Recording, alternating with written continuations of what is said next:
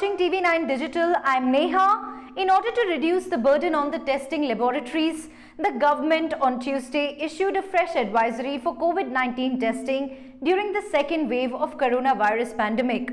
Some of the recommended measures include RT-PCR test must not be repeated on any individual who has tested positive, once either by RAT or RT-PCR.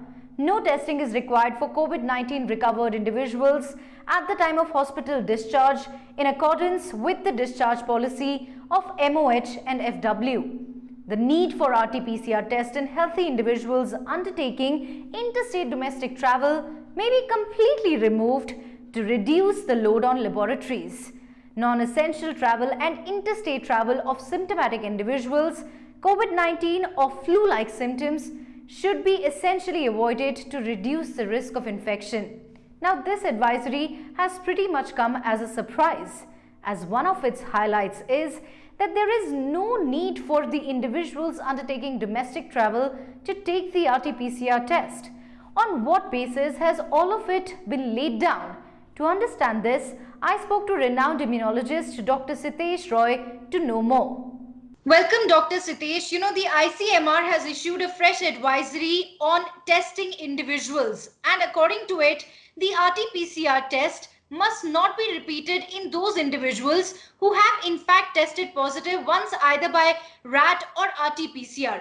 Doctor, we have often heard about false negative, but false positives do exist. Why has that not been taken into consideration?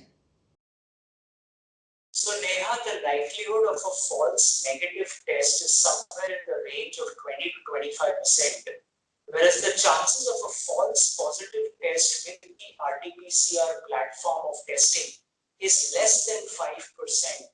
So unless someone is having absolutely no symptoms and has turned positive and has some life event, travel or something because of which they are really stuck, then it would make sense to repeat the test in those select situations to know whether they are really a false positive. But in most cases, if the test comes negative, we know that it can be a positive case, but if it comes positive, there's a high likelihood that it is infection that we are dealing with, at least 95 to 97% of the time. So I can see why it would be indicated the way it is, to be not repeated in most cases once you know that the person has the infection. All right.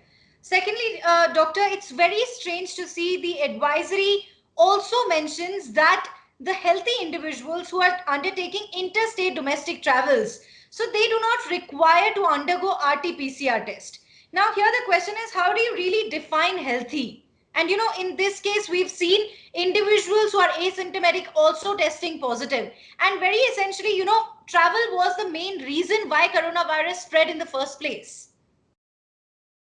So I think this is a very, very challenging situation, Neha, as you can expect. Most certainly, if a person is asymptomatic, does not even know himself or herself that they carry the virus, they could very easily go to the new state of residence or travel and spread it to others there. And I think this is where individual, personal and social responsibility becomes so important, that if such a person were to be having even the mildest of symptoms, they should seek appropriate medical care and get tested. But the asymptomatic cases, which would make up to 30 or 40% of the cases, could still spread it. I think the conservation of the test so that the test can be utilized for the people who need it the most is one of the reasons why this decision is being made. Because really, as you can see in Delhi, I have some patients I'm treating who are waiting 4 days for an RT-PCR test. In Mumbai, they're sometimes waiting 2 days for an RT-PCR test report to come back. And that's because the burden on the system is very high. I think this is the time when traveling should be limited to the bare minimum and only if essential. And by doing so, I think we can conserve the tests and also prevent the spread. All right. Doctor, no testing is required for COVID-19 recovered individuals at the time of hospital discharge. Now, how do you really ascertain that the patient is completely recovered? So there are two sides to this story, Neha. The first, we know that even after the viral replication, and viral shedding in an individual has stopped, the person may continue to make some viral particles from the cells which are non-infectious, and that can be detected on an RT-PCR. So an RT-PCR might stay positive for 2, 3, 4 weeks sometimes, even after the active infection has ended. And hence, making a decision to discharge a patient on the RT-PCR test would really put a huge burden on the healthcare system. The second thing is we know that usually by day 10 or 12 or maybe 14, the chances of active viral shedding where infection can spread to others is really low. And we know that it's primarily the complications and the inflammation from the infection or the microthrombi that really cause the problem. So I can see where the healthcare system and the guidelines would say that we should only retest a person if there is a strong clinical indication, otherwise it should not be mandated for discharge. All right. Lastly, doctor, we understand, that these steps have been taken to sort of reduce the burden on the laboratories. But the question is, at what cost?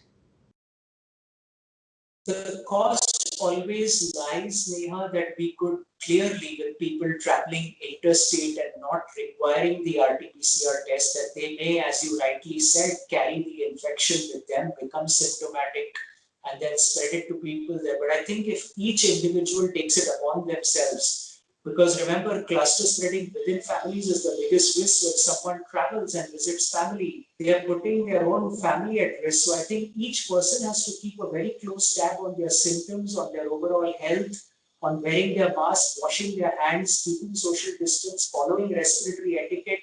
And by doing that, I think we can still spread, and most importantly, not traveling if it's not needed. And again, we can only hope and pray that by doing all of this, we will still maintain or stop the spread of this virus, which is so rapid and so rampant at this point in this country. So I think it's social responsibility plus wise testing. That's the key. In your view, is this the right step taken by the government?